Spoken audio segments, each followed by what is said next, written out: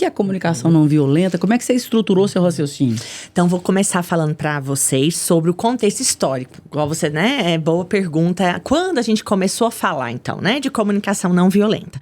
Primeiro, o que a comunicação violenta ela sugere? Uma nova forma da gente expressar nossos desejos, necessidades, optando por um caminho mais conciliador e pacífico.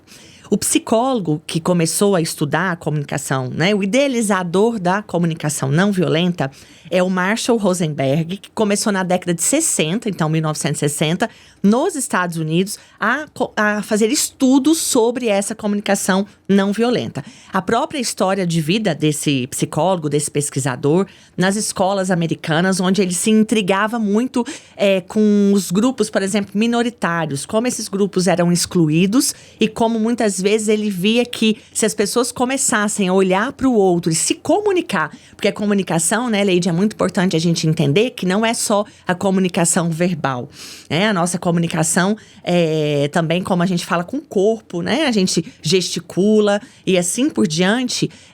Se a gente começa a ir por um caminho mais empático, muita coisa muda. Então, aí ele começou, né, a aprofundar nos estudos. Ele tinha até largado a psicologia, foi ser motorista de táxi, porque ele estava muito decepcionado com a psicologia. E aí ele volta para psicologia, tem um título de doutor, estudando justamente a comunicação não violenta. Ele até tem um livro que se chama Comunicação Não Violenta, Técnicas para aprimorar relacionamentos pessoais e profissionais.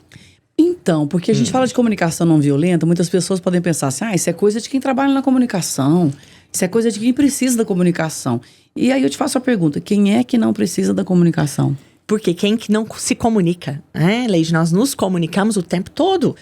O tempo todo a gente se comunica com o nosso companheiro, a nossa companheira, com os nossos filhos, no nosso trabalho, na nossa rede de amigos. E justamente se a gente for parar para ver e pensar quantas vezes a gente tem essa comunicação mais violenta, sim, na forma de falar, né, na forma, como eu falei, de se portar. E como isso acaba criando um clima muito hostil entre as pessoas.